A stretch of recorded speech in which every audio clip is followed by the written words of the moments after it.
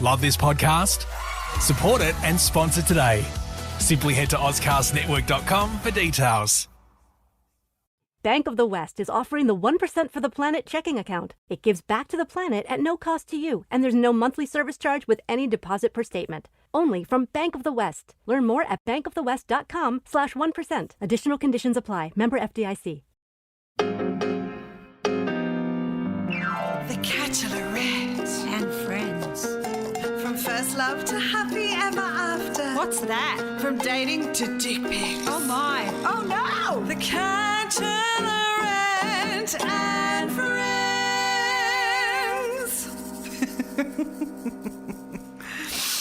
Oh, I love a good dick.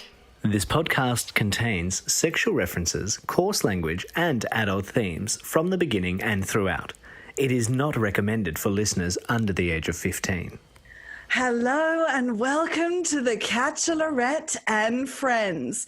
I'm your host, Carla Anita Matiazzo. And today's guest is a comedian and he's an actor. Welcome to the podcast, Simon Palomares. Hello.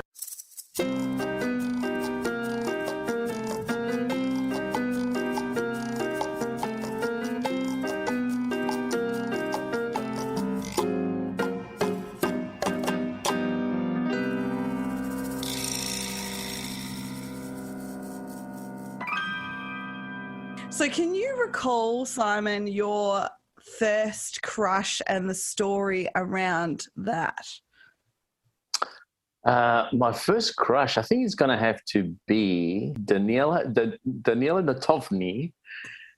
And it's when I was we were living in housing commission flats, like, you know, the Ministry of Housing Towers in Melbourne. Mm-hmm. And I think we would have had to have been about 13, I think it is.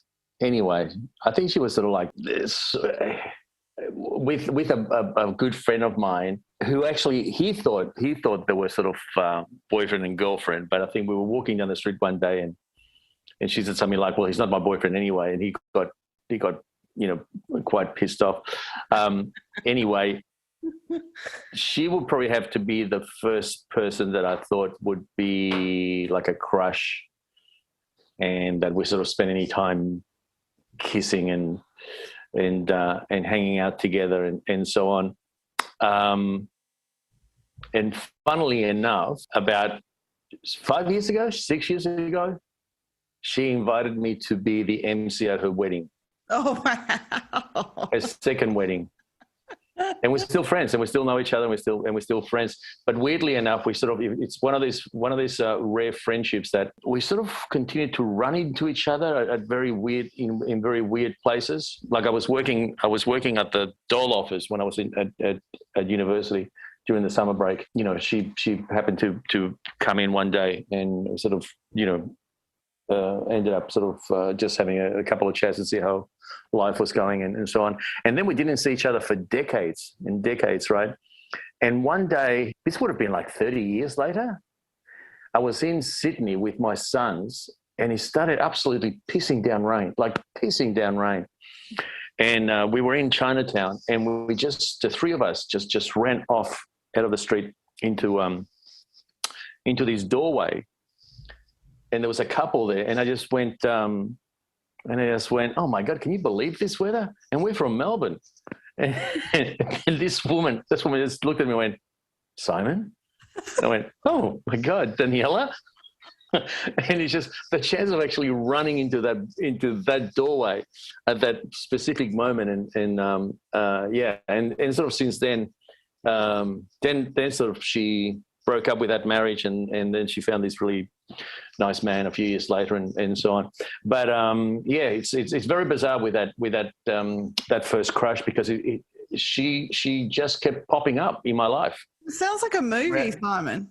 It was like a movie. I mean, some of the ways that we actually crossed paths were just completely cinematic. That's beautiful. Yeah, so what was it about her that drew you to her, like when you were a young 13-year-old fellow? lovely, good-looking girl. Mm-hmm. I don't know. It was one of those. It was the time when kids would just like roam around the street all day. Yeah, yeah. And we just used to just basically, hang around in the gang, and especially we had sort of like a little group of friends that we all used to hang around. And basically, as long as we weren't missing for more than 24 hours, nobody called the police. Yeah. Yeah. Yes. Exactly right. Exactly right. It's very different now, though. Fucking hell. Oh, it's absolutely, and it's just and we this whole thing of the whole world of being afraid of mixing and all that sort of thing. It's it's a very different very different time as such. Yeah, totally. And I think sort of like in a lot of ways, sort of probably too afraid and getting in the way of actually mixing, missing out by actually mixing with strangers and being open to the good people in the world. Yeah. So do you think that has shaped, from my experience, just what you're talking about there, that's definitely shaped the dating scene? I know for sure in South Australia that men do not approach women in general out and about. It's all just, and I'm not online dating, but it's all just online stuff these days. Well, first and foremost, I think sexual politics in Australia is pretty close to, what's the word I'm looking for? Neanderthal?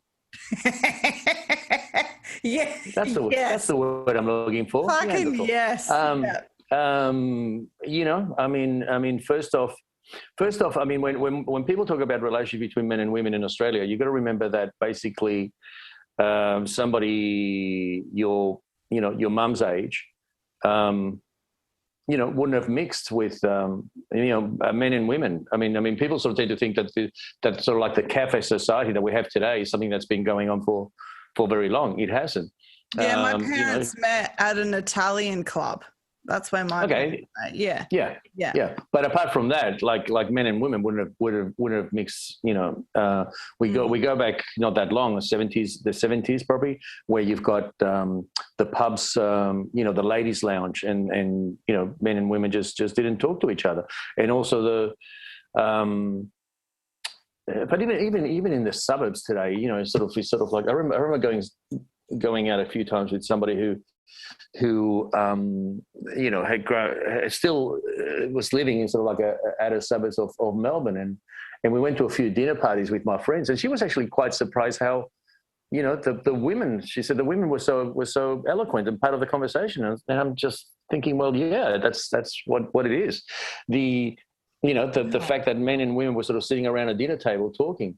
So you don't have to go very well. You don't have to go very far now to sort of find that the sexual mechanics where you've got the blokes on one side and the women on the other, and literally the only time that men and women would sort of come together would be for sex and procreation. So why do you think, Simon, that, because in other cultures, because I've lived overseas and done a lot of travel, why do you think that that's such a thing in Australia? Because I don't think that that's something that's so starkly obvious in other countries in regards to men and women keeping themselves pretty separate. Okay, we just celebrated a little milestone recently in the Spanish community, which was the 60 years ago was the two ships of women that were brought to Australia from Spain. Wow.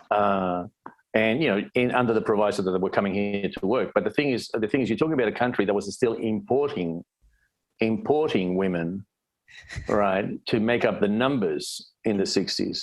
So what kind of society did you have before that?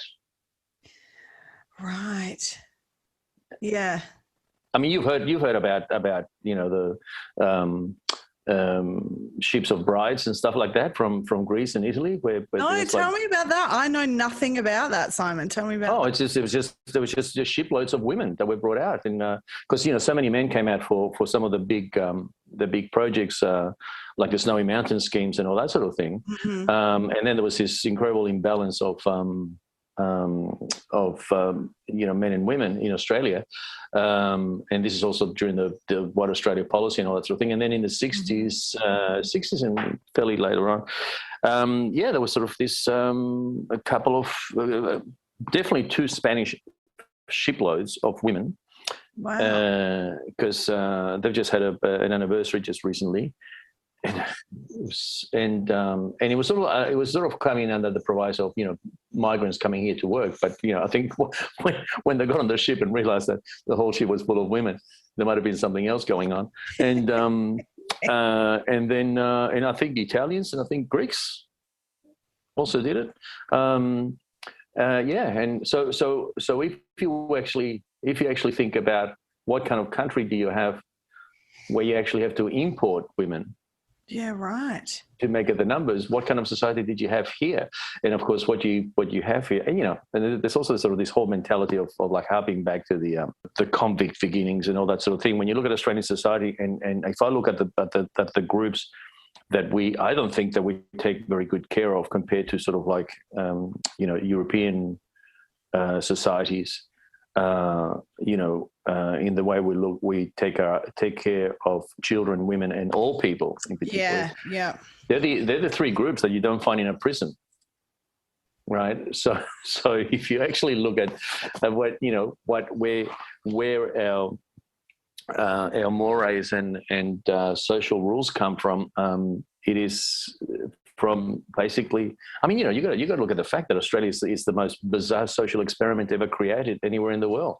It is. It's just the entire penal population of one country sent to another place. It's like if America sends the entire jail population to Mars at the moment, and go back 200 years from now and see what's happening over there. Fucking happens. Oh God. Yeah.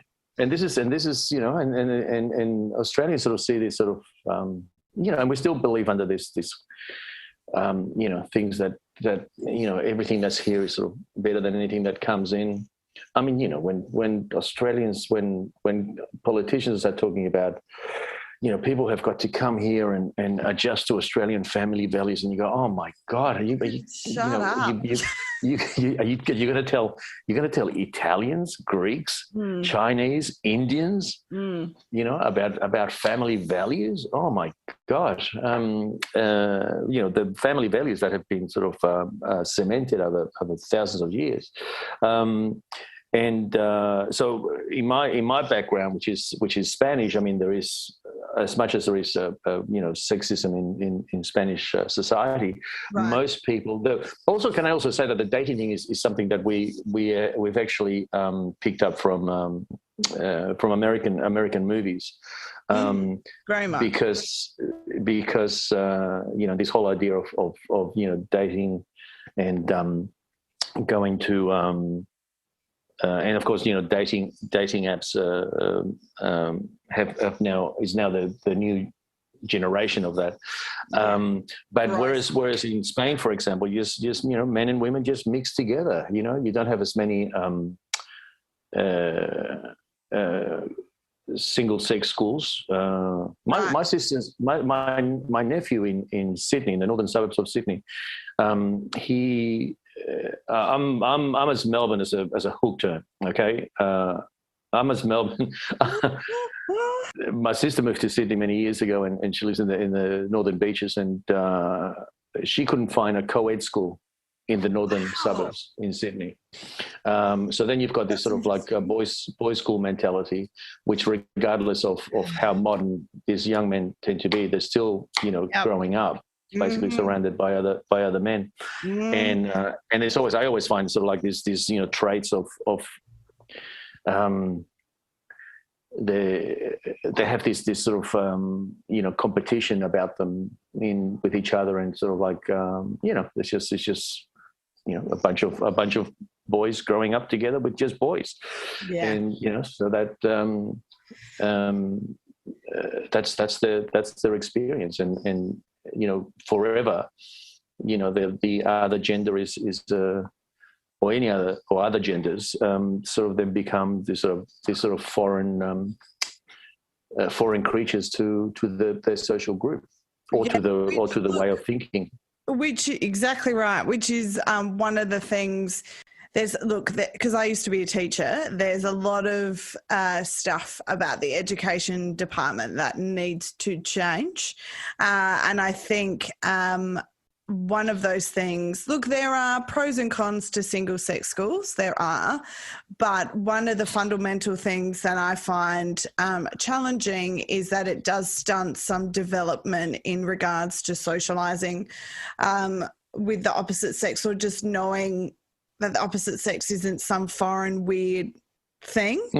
Yeah, and look, firsthand, one of my ex-boyfriends went to a single-sex school, and the environment around his group of mates and then the wives and girlfriends there, it was very predictable behaviour, and there was definitely some stunted development there for sure. I'll give you an example. I was talking to a 25-year-old recently who had grown up in that Sydney private schoolboy environment, and he was asking me about places to go for a holiday, because him and his mates were going away somewhere, and he said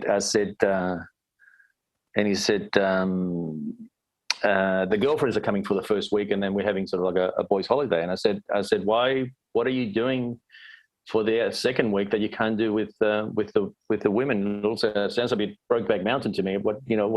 What's going on here? Why? And he actually said, after a week of whinging and whining, you want to send the girls home and then just have a week with the boys. Oh, fuck, they're with the wrong people then. If that's their... Oh, fuck, okay. This is a 25-year-old, right, okay, who has gone to a Sydney private school, boys' private school, hanging out with his mates, right? And these are the people who are going to be running companies in 4 or 5 years. Yep. Okay? So that's what's coming out now. Yep.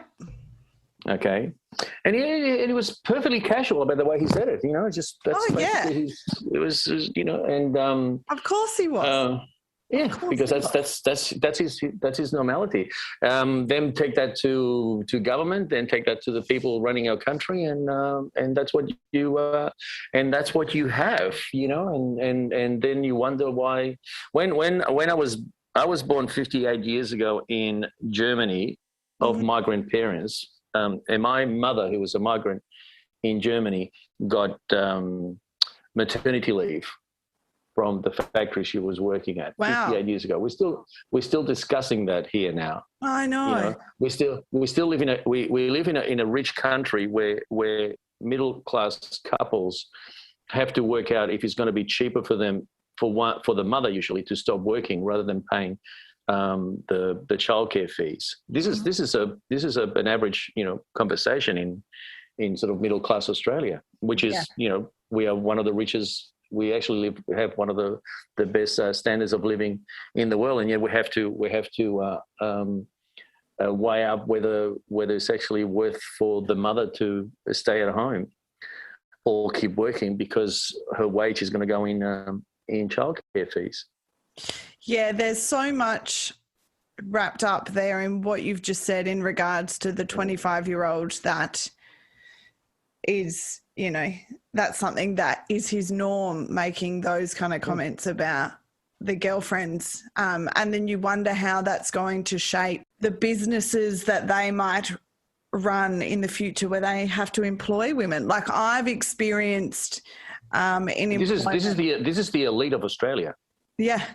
Yeah. Okay. This is where they come from. This is where the elite of Australia comes from. Okay. So that's they're the next generation of decision makers. Which makes me super sad. Well, that's another. I get called an old angry man now, but it's because I'm still arguing the same shit 30 years later. Yeah, exactly right. Exactly right. Yeah. there's been so much stuff in the news as of late in regards to domestic violence and all that kind of stuff. And I've seen friends of mine that would be in their 40s and 50s post about this stuff. And they're like, this is the stuff we were fucking arguing about when we were in our 20s. Like, this is ridiculous. This is ridiculous. It's a whole deep topic that... Like, I don't know how it's going to change, Simon, really, because it is ingrained within families. From what I understand, it's a generational thing that is passed down through families. What are your thoughts on that? The thing is actually, I mean, the leadership that we've got at the moment, you know, when the Prime Minister has to ask his wife, what he thinks about rape, and casually, says that in a press conference. I mean, I don't know what to think about rape because I'm not married and I've got sons, so I've got absolutely no point of reference. I mean, hell, we're all human. Like, I think that it's just mind-boggling that's what we're talking about. We're talking about. I find it so bizarre because I did a sketch for Charlie Pickering's The Weekly, where I played the publicity firm, the marketing firm that actually markets Scott Morrison, ScoMo. So we do a sketch where we actually come up with the term ScoMo to make him more human and more likable. And it actually, people still pop it up on Facebook every now and then, and it's just like, oh my God, we just got that sketch so scarily close. And at one stage, my character says, we should have some women here, but hey, where are we going to get women now? Yeah, right? yeah. And it just, this is also a political party that for the last election, they ended up having one woman in a seat in Parliament, and all they could think about was actually come up with the old excuses of you can't just give someone a job just because they're a woman. They're a woman, that sort of thing, without even questioning that, what is wrong with the funnel that of people coming into your party, that you have an election and only one woman has a seat in Parliament, and it's just mind-boggling. So yeah, so I think there is a problem of leadership there in how quickly some of these things are going to change. Yeah. Unless we all move to New Zealand right now and. Well, that's a good idea. I love New Zealand. I spent so much time on the cruise ships in New Zealand, and I always found it very, very weird because it looks like Australia, but then you look at you're sitting in a cafe and you see an all Maori ladies having tea with an all white lady, and you think, wow, I've never seen that in Australia, an all Aboriginal lady sitting with an all white lady having tea in a cafe. And then you open up the newspaper, and because the Murdoch press is not a big presence in New Zealand newspapers or media, and you've got this double page of Muslims celebrating.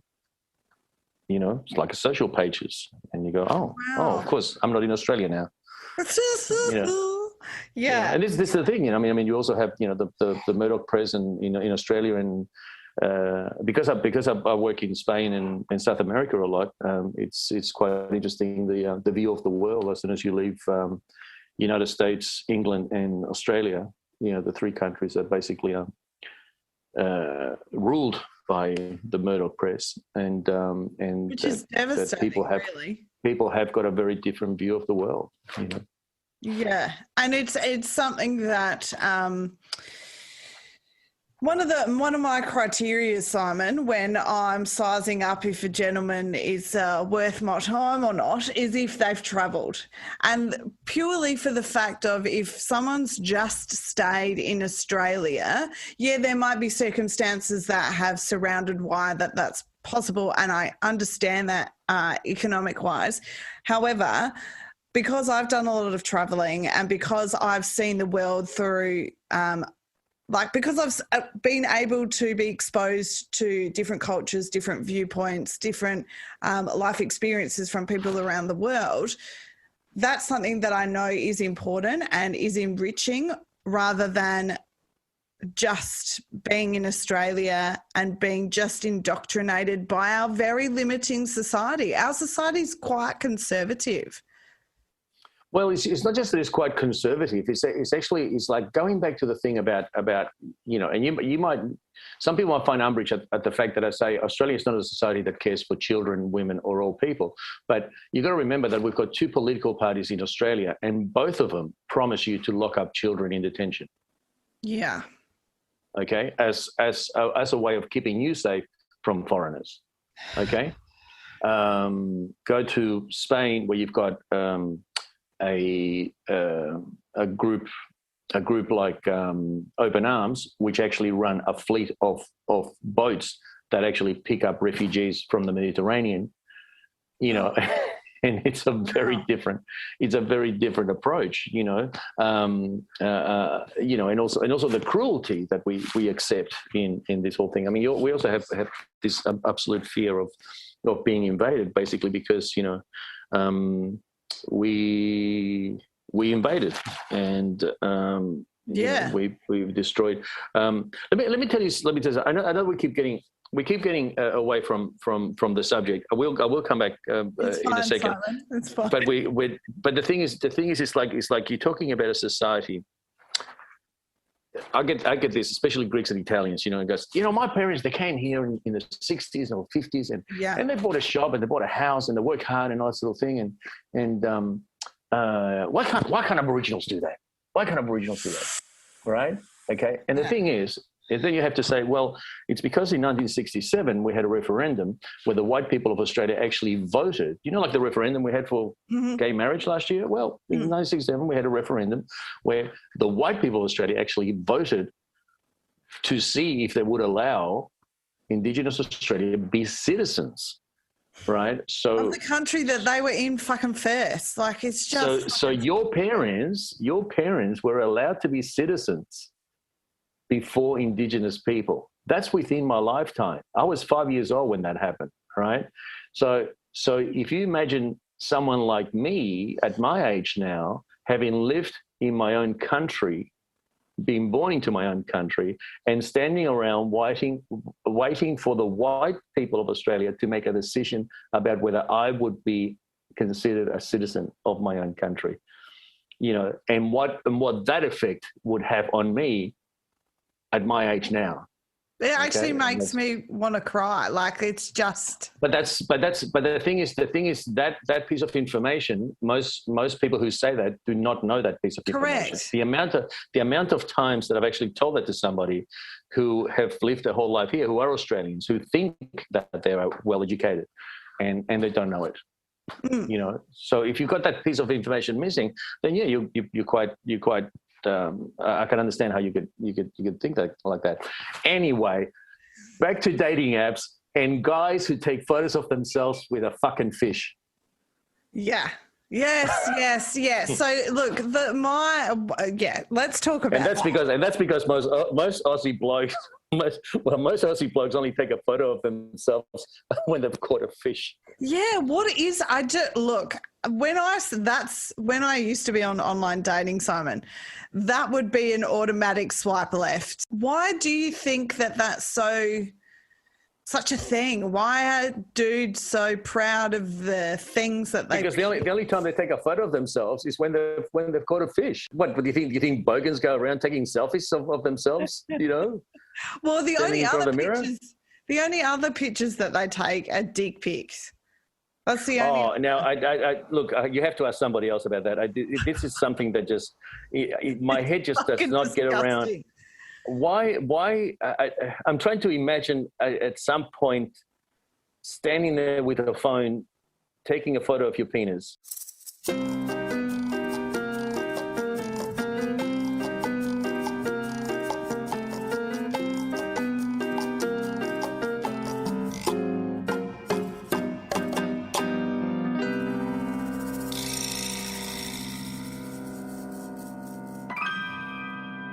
So what were your training wheel relationships as a teenager, Simon? Good question, actually. I had a I think it was sort of short relationships, short girlfriends, you know, and not short girlfriends, short. I know you mean. Like short.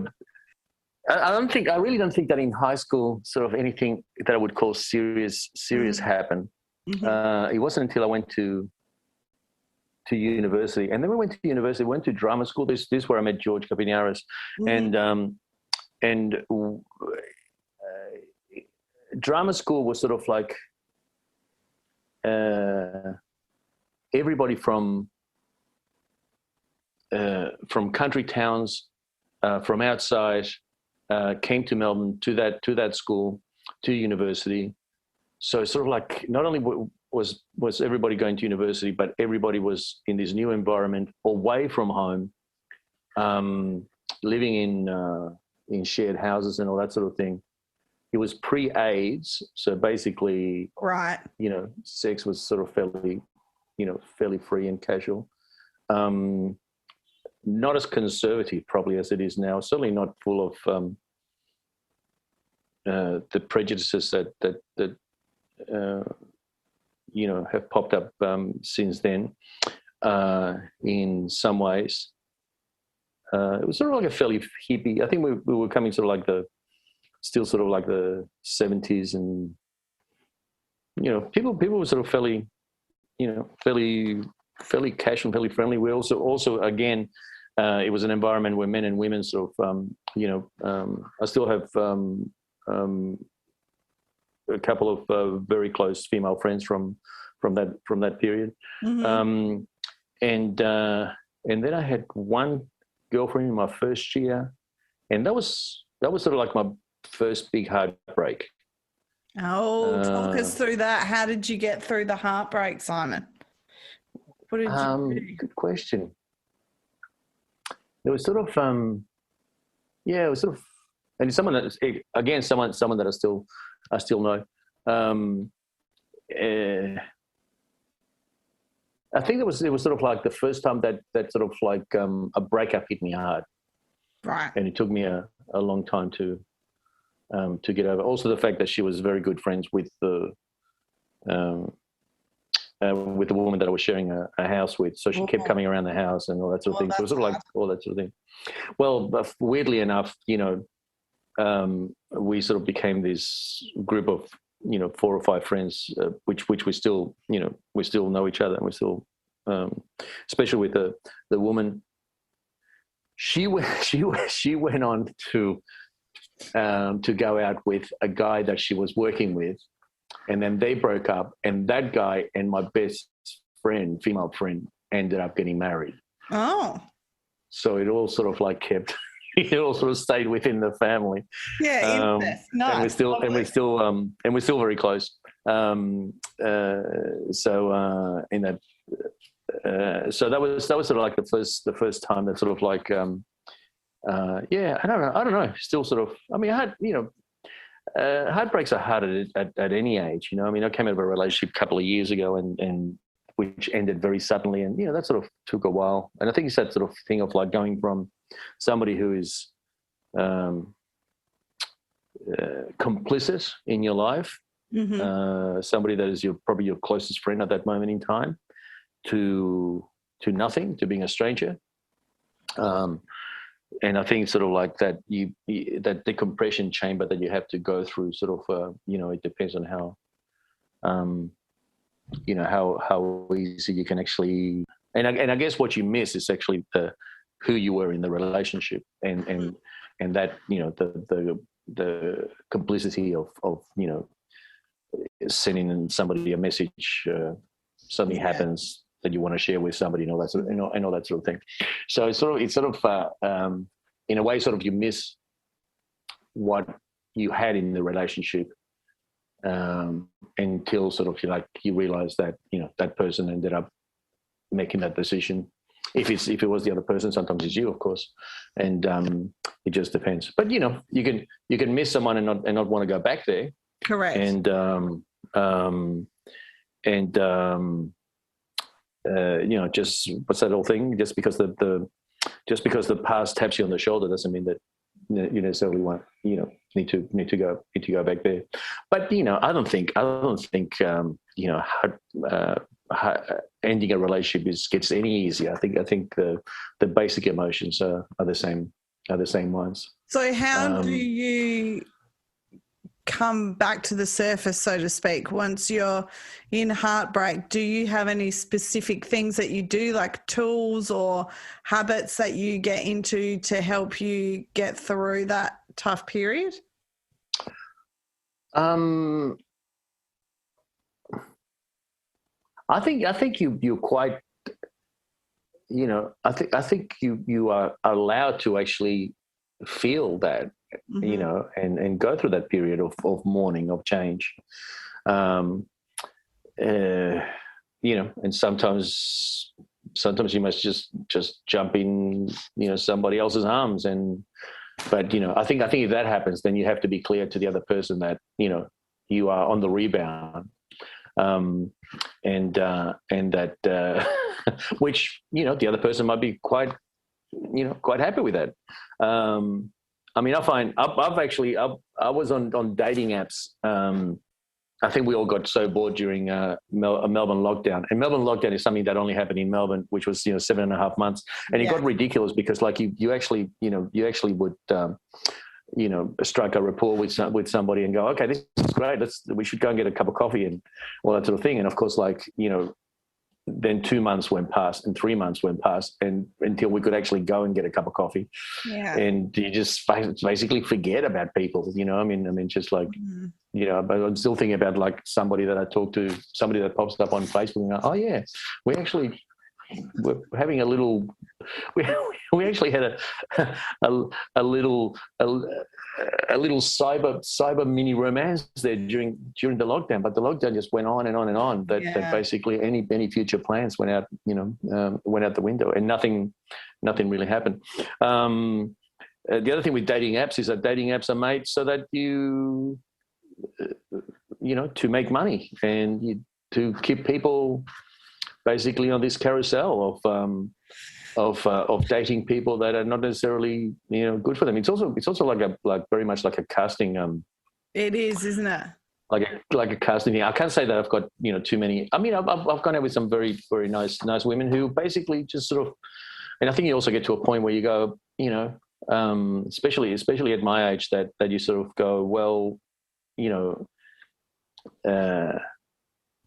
my life is pretty good. So it's like, if you want to sort of like go out and have dinner and go and see a movie and stuff like that, that's quite, but there's not that pressure of sort of like, oh my God, I gotta find the right person, I gotta have, gotta get married, gotta have kids, all that sort of thing. So that. Well, do you think that that's because you've done that, Simon, already? Yeah. And also because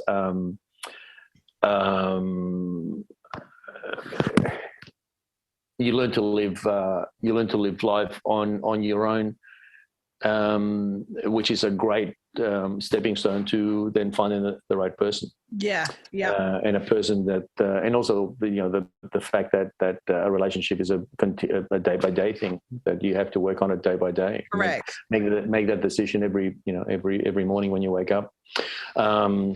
And that and that things change, and that people change, and so on. I've got a lot of friends. Two things. On the cruise ship, I was surrounded by people who had been married for 50 years. Wow. Right. That's your cruise ship. Especially with Americans, because Americans actually don't have any holidays until they actually retire. Right. So you were always surrounded by people who've been married for 50 years, and most of the time you were going, how did you actually last without killing each other?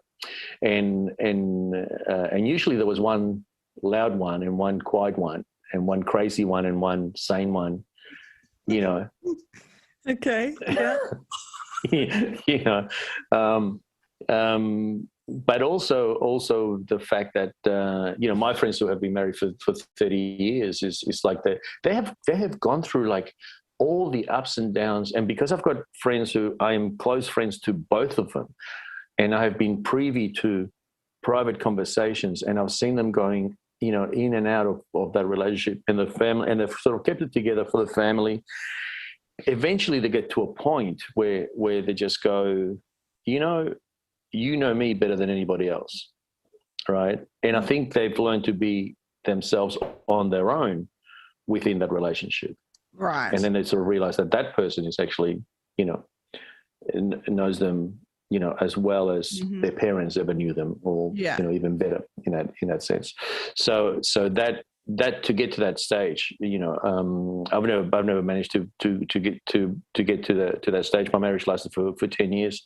But it's still a long time, Simon. It's a long time, and it was, it was sort of, and two amazing sons came out of that marriage. So that was, that's good. And sort of our family sort of, it's sort of a family that works in different ways than a traditional family where everybody stays together. No better, no worse. Because, I've seen some of the families that stay together and you think, my God, you guys would have been mentally a lot healthier if you hadn't stayed together. Correct. Yep. So, but I think that the whole dating, I mean, first off, our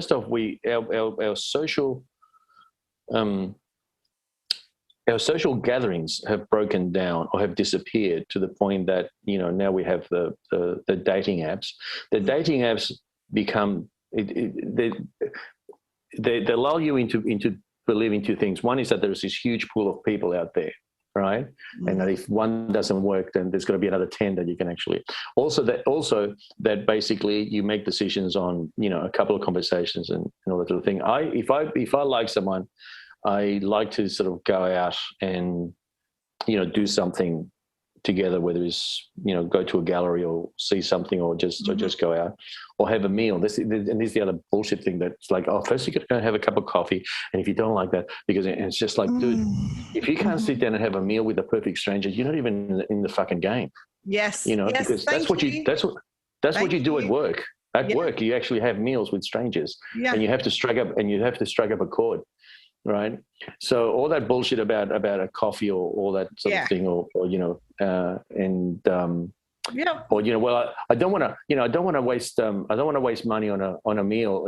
And you're going, you don't want to waste money on a meal on someone that you might potentially spend the rest of your life with. Yeah.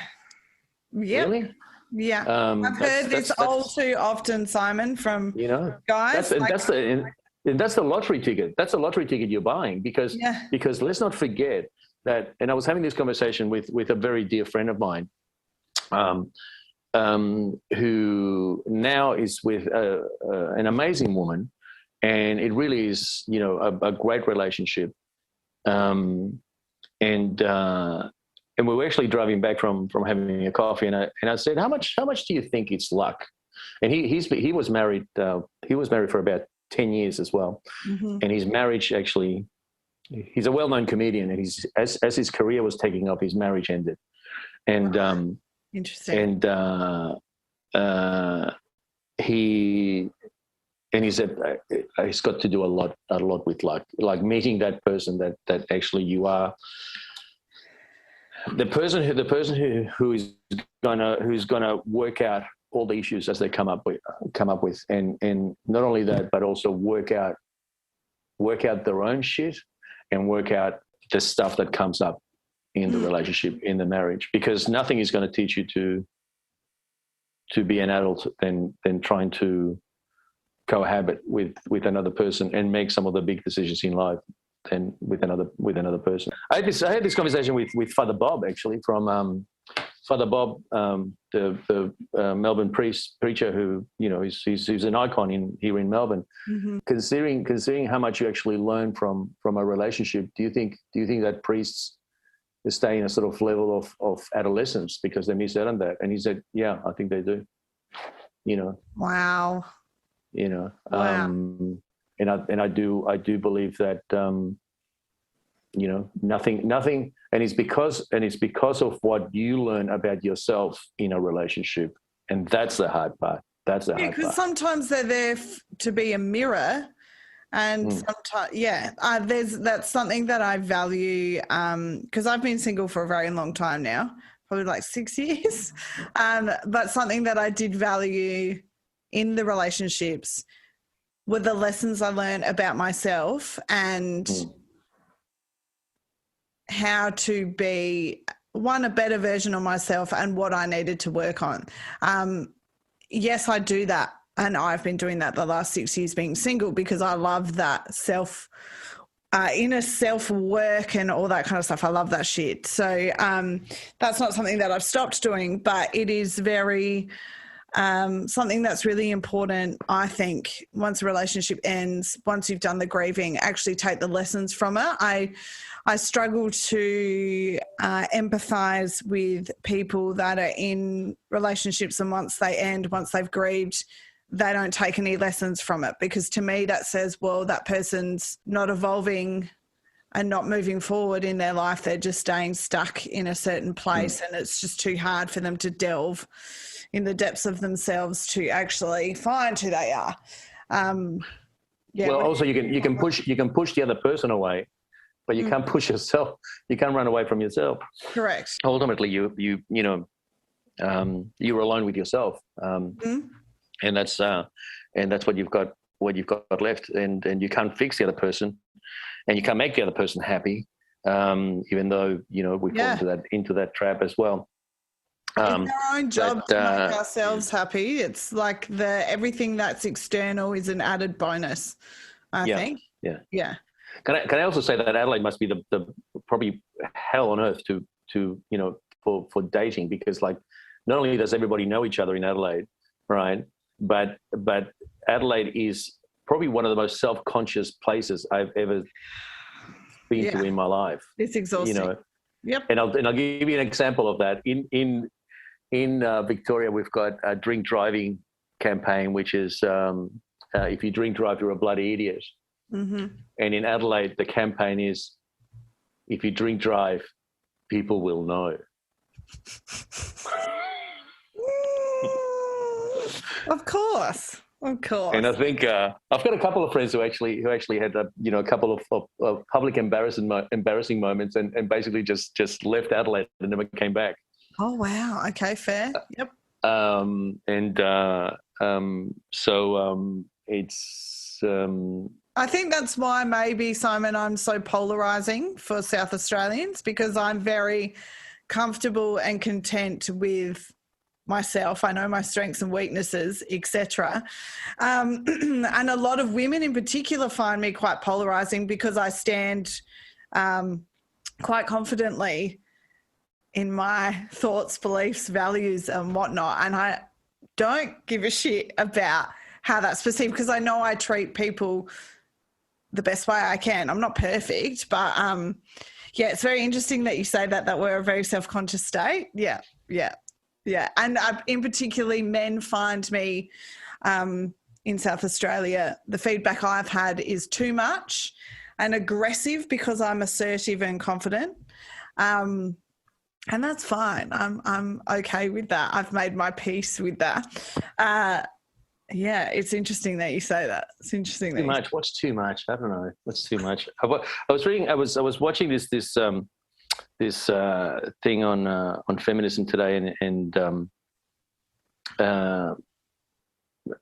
about men who saying, well, if you're going to be a feminist, then you can pay for half your meal, and you can pay for your half of the meal, and I don't have to open the door for you because you won, and that's actually punishing women for being independent, right? It's like, well, if you want to be grown up, then you pay your own rent, type of thing. If you want to be grown up and independent, which basically means if you were not a feminist and you were subservient, I would buy you lunch. Yes, that's what it means.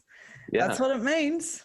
And it was just a great way of crystallizing the, if you're going to punish someone for being independent in themselves by not doing the nice things that you would do for them otherwise, then you're making a comment. You're making a commentary on their independence. And chivalry has absolutely nothing to do whatsoever. It's always when someone goes, well, you tried to open up a door for a woman, and then she goes, well, how many times does that happen to you? How many times have you opened a door for a woman and she's complained? Yeah. You know, and why do you only open doors for women? I mean, if I get to the door first, I open the door. Doesn't matter who. You know, correct. if I'm having a conversation and I get to the door first, I open the door and we'll walk in. It is just never a fucking issue. Yes. You know, this is not a problem that eats up my day. Yes, you know, that's exactly right. And there's on that note, there's a story that I tell in my show where a dude on a date literally told me the reason he didn't pay for dinner is because he didn't want to put pressure on me to put out in exchange for the meal. So that narrative, that narrative is still very, very much around, and I'm not sure why the act of chivalry has been so connected with women having independence and what you were speaking on before, because to me, chivalry is actually, if you are interested in somebody, they are some nice little things that you can do to actually indicate that you are interested. Well, it's called manners, basically. That's what it is. It's just basic manners, and really, you shouldn't think that, you know. I mean, it's, you know, we're back to what's the word we used at the beginning of this podcast? Neanderthal. Neanderthals. Okay, Neanderthal. So if we're talking about, okay, you can have chivalry or you can have Neanderthal. Just choose one.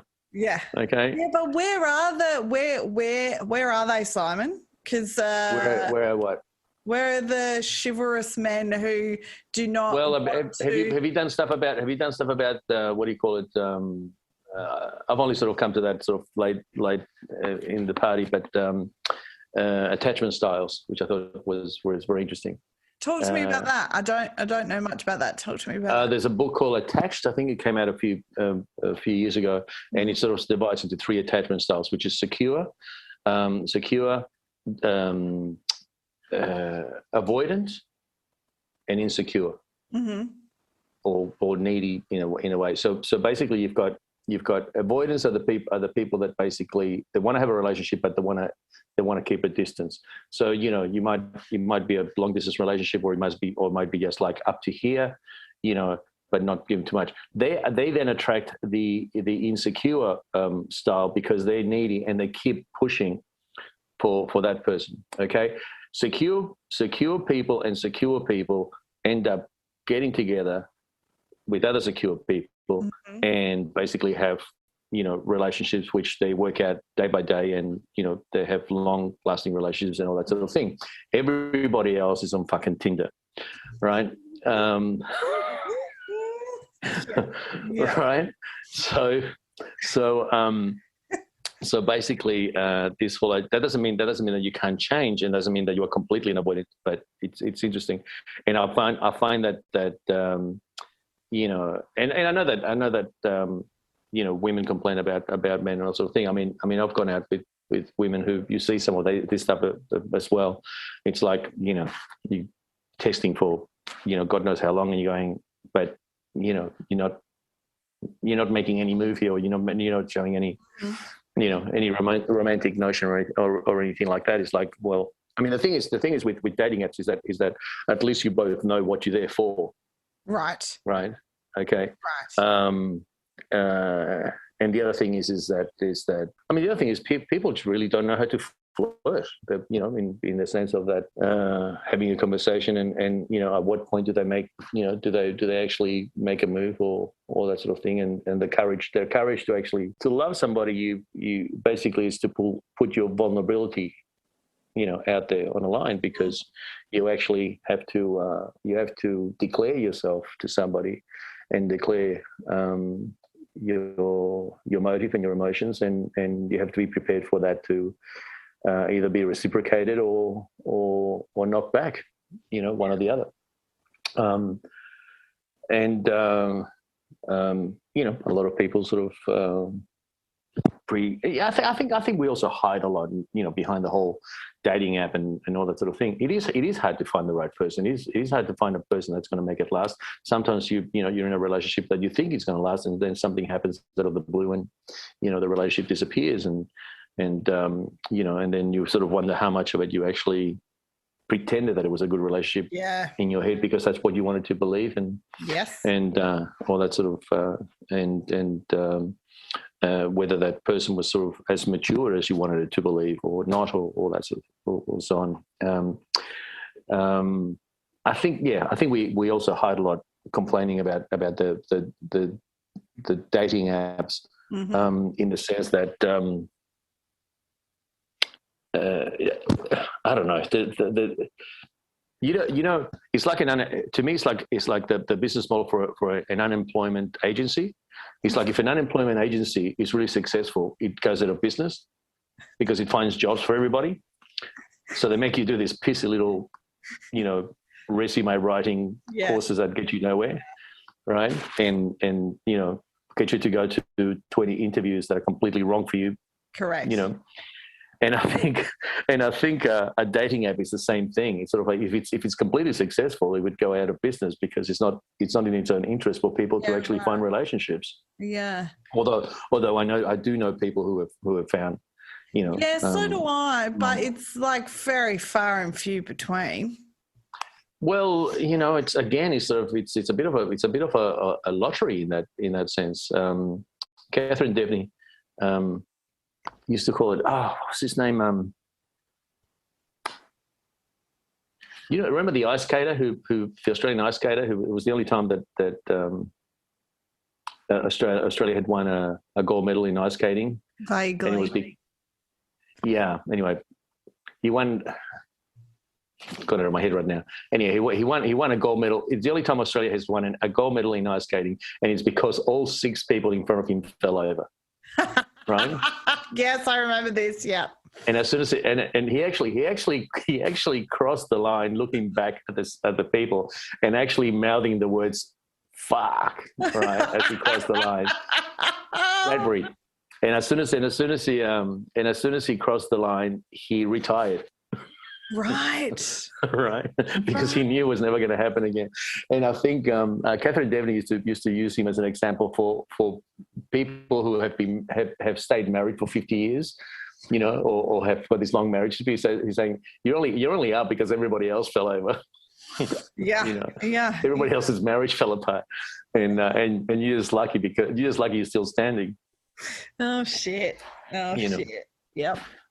Nice analogies. I don't know what the answer is. I mean, I think also the thing with being an avoidant is that when somebody actually shows affection to you, you recoil back in your shell because I mean, how often do you actually meet 2 people that and I'm still a romantic. I'm still believing in the idea of falling in love with somebody that you see across the fruit and veg aisle at the supermarket, and you think, wow, and that still happens every now and then. But for that person to then turn around and look at you and have exactly the same emotion, that's a lottery. That's an absolute lottery. It is. And then sometimes is I don't know. I feel like half the world is sort of chasing love from people that are chasing somebody else. Yeah, isn't that interesting? I think there's many reasons why I've stayed single this long. Many different reasons, but something that, when I feel like, oh, fuck, is it ever going to happen? Because, look, it's something that I would like in my life because I feel like I have a lot to offer. Something that keeps me going, and I'd like to hear your thoughts on this, is a saying that, like a phrase that I say to myself is, if I exist, so does he, or so does the possibility of love or whatever. That gives me some hope because there's definitely times where I'm like, well, look, I'm very happy in my life. I'm very content in my life. I love the life that I have and that I've built for myself. And I'm very grateful for that. So I guess, there are times though, even though I'm living the life I want to live, there are definite times though where I'm like, well, all my other friends are married, they've got kids, all those things that I would love. The only thing that gives me hope is, well, I suppose if I exist, then he does. I don't know. What are your thoughts on that? Well, One of my favorite books of all time is a book called Man's Search for Meaning by Viktor Frankl, and he divides the meaning of life into three different things. And one is that you find meaning, and this was a real sort of eye opener for me after my divorce, because I really had to find my job and my career again, and what gave me a sense of identity. And this is the reason why I think a lot of people have found lockdown, especially in Melbourne, such a hard time. And that is because we have lost our sense of self, right? Mm-hmm. In what we do. I mean, I went from, in 2019, I did 20. I mean, for those of you who don't know, for the last 10 years, I was mainly working on cruise ships around the world. So basically, I was with an agency in Miami, and it got to the point where I was working sort of boutique cruise ships, mainly around. I would do the Mediterranean summer, and then I would come and do the South Pacific summer. 2019, I did about 27 cruises around the Mediterranean. Wow. And I got to the point, anywhere from Iceland to Israel, wow, South America, up into Antarctica on a cruise ship. And I hadn't had to look for a job in 10 years, because basically that gig just kept rolling and rolling. And in 2019, I actually, in the summer, I pulled back the curtain of my suite in one of the ships that I was working on, and the words "fuck, not Venice again" came out of my mouth. Wow, really? Right. That's basically what my life had been for wow, the last 5 or 6 years, and basically I was doing what I love doing, which was performing stand-up comedy to an audience of about 1,000 from all over the world. I didn't have to worry about selling a ticket. I didn't have to worry about, I was getting paid in American dollars. So it was, and then from there we went to 220. And of course, that entire industry, more than any industry that I can think of, completely disappeared. So back to Viktor Frankl, is that the first thing is that you have a sense of yourself from what you do, mm-hmm, and your passion and your work, and whatever that is. And the second one is that then you find someone, because otherwise it becomes completely self-absorbed. And then that you find someone to share your life with, and you encourage that person to also find that true calling, and to get a sense of themselves from that job. And then what you have is two people sort of living this, parallel, railway track lives, where you're both going in the same direction, side by side. That ideally is sort of what you're looking for. The third one is to do with the idea of Buddhist suffering, which I think that the whole idea of Buddhist suffering is actually being mistranslated into suffering, when really it's more about discontent. We are never completely happy, or we're never satisfied, or that once we actually reach something, we actually want something else. And that's the Maslow's pyramid of needs. Every time you need something else. Yeah. And this is the worst thing about the lockdown, is that we were given food, shelter, all the basic needs to continue living, and then all the time in the world to think about the big questions of life. Mm. And I know for a fact that at one point my mind went out the window, and a lot of people were sort of finding it very hard to deal with mental health issues. Yeah. But it's because we were actually forced to sit at home and contemplate more than we are usually used to, because most of our lives are spent being distracted. That's interesting, isn't it? Mm. Yeah, that's very interesting and very true about being distracted and always on the go, and you traveling so much with your work. Mm. Last question I have for you, Simon, and then I'm going to love and leave you. Okay. How I think that person is out there. you think I so? think that person is out. I think that person is out there for you and for Thank you. everybody. Yeah, I will. Yeah, that's what I'd like to hope for everybody. So I've got to apply that to myself because sometimes I leave myself out of that equation. Like I wish good things for everybody, and then I forget to wish the same things for myself. Yeah. So, final question: how did you sustain a relationship when you were traveling so much? Because I know that was before COVID a big red cross against my name, because apparently people that travel a lot for their jobs, they can't be expected to maintain a relationship. Okay, I'm not sure. I can't tell you. I can't tell you how much that affected sort of the person that I was with actually ended the relationship. Mm-hmm. So I really can't tell you how much effect that had. I know that it did cause it came up. You know, the other thing is that you know, I would say, well, look, two things. One is nobody's paying me the kind of money to do what I do here. Yes, right, correct. on a regular basis, and I'm just basically they just offer it to me over and over again, and Mm-hmm. I got to go. And secondly is that, you know, if I'm away for a week and then I'm home for a week, Mm-hmm. 2 weeks or whatever it is, that sort of thing. I think ultimately I was probably doing like about two cruises a month.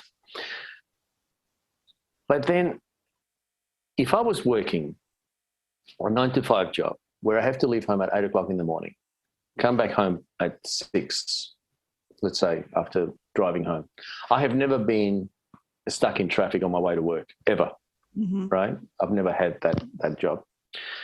I also gave up driving for about 10 years. I'm only driving now because I've got a camper van and a dog, and I travel around the country and that. But the thing is that if you have got a real job and you are here, you're basically out of your house 40 hours, unless you're working at home. Plus the travel time, plus anything else that you want to do with your own time, like go to the gym or any other, or shopping and all that sort of thing. So if you actually were to add all these things, that time up, right, to the fact that when I wasn't working and I was home 24/7, Mm-hmm. those hours don't add up, right? So basically you're talking about, you know, somebody being away from you. Yeah. You know, not the fact that that they're basically, you know, they're going to stay in the same city, but if you actually had to, and it comes back to quantity over quality, basically. Mm-hmm. You know, how much of the time you actually spend together. If you're just going to spend together basically getting on each other's nerves around the house, what the hell do you want that, you know, all that time for? Literally. Yeah. And nobody's got and neither of you have got a life because you just want to do everything together. And you know, and so it's that whole thing, you know, with so much alike, where we just agree on everything. It's like, well, then one of you is fucking irrelevant. Yeah, one of you's lying and one of you's compromising way too much. Yeah. Yep. And what's one of you doing here when you know, just one person is enough, basically. Nobody, you know, one of you is bringing nothing to the party here. Yeah. Right. That's right. So yeah. Yes, you can have all those different kinds. I mean, I think it also comes with a bit of the avoidant thing. I mean, for a long time, it was sort of like, you know, trying to work out. There was always a sense of like grass is greener somewhere else and all that sort of thing, whether I was going to go back to Spain or all that sort of thing. It's taken me a long time to finally settle in my house. Right. 7 months of basically renovating the house until you can't renovate anymore. I mean, I can't do anything else to my house now. I've done everything. Everything I needed to be done has been done. And of course, the other thing is that now that I'm actually so comfy in my own house, is the other thing was actually, if we decided to move in together, then somebody has to give up their home. Yeah. Although I do know a couple of very, you know, long relationships where they don't live together. And how does that work though? It's the same thing. I think it's the same thing. I think it's quality over quantity. Sure. You know, I think that's the same concept. But you know, if people, I don't know. You know, you also get to a certain, you get to a certain age where it's like dating is like, you know, you want to go do this or what? Because I got some shit to do here, and. Yeah. You know, that's how high the stakes are, really. Yeah. Like, you know, I mean, worst comes to worst, I'm going to stay at home and watch something on Netflix, or read a book, and or take my dog for a walk, and it's not going to be the end of the world if I do that. Yeah. So it's almost like you know. The more comfortable you get, but then again, you know, I mean a lot of women sort of who are at that point, you know, or women who they don't want to go with an older.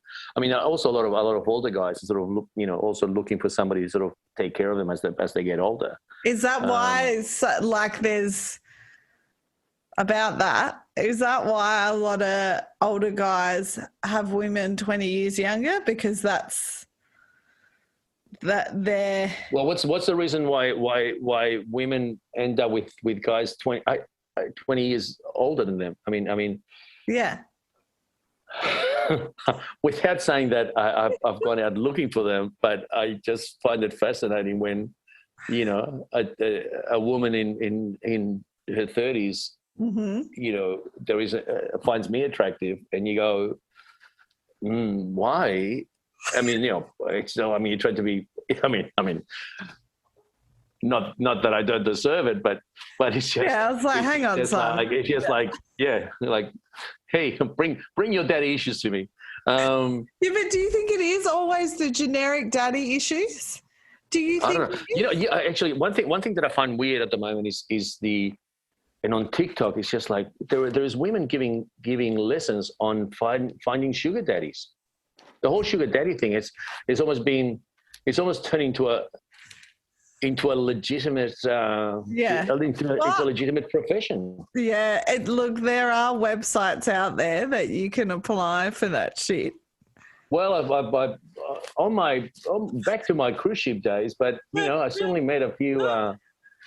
Met a few of those. Yeah, right. Yeah, no. And now it's sort of become almost like an art form. Yeah, right.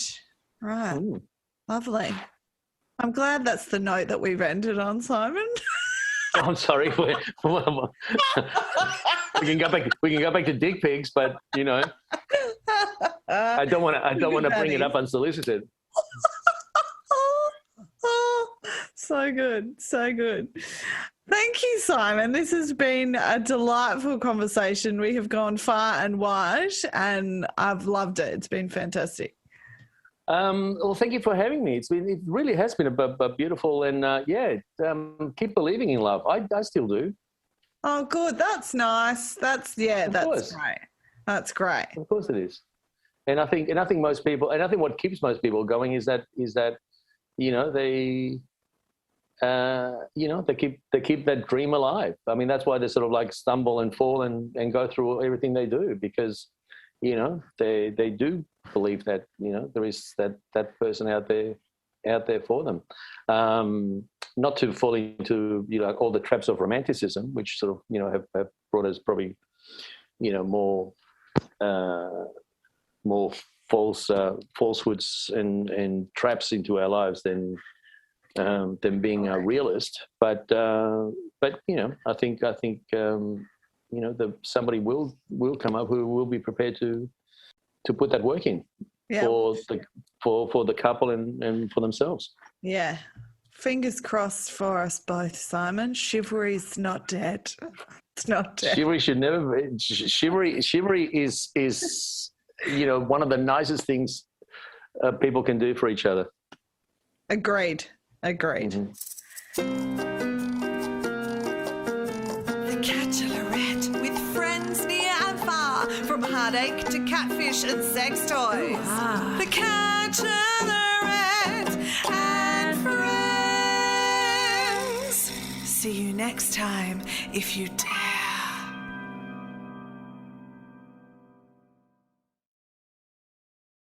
Bank of the West is offering the 1% for the Planet checking account. It gives back 1% of the account's net revenue to the planet at no cost to you. There's no monthly service charge with any deposit per statement, and there's no minimum balance required. The 1% for the Planet checking account, only from Bank of the West. Learn more at bankofthewest.com/1%. Additional conditions apply. Member FDIC. Love this podcast? Support it and sponsor today. Simply head to AuscastNetwork.com for details.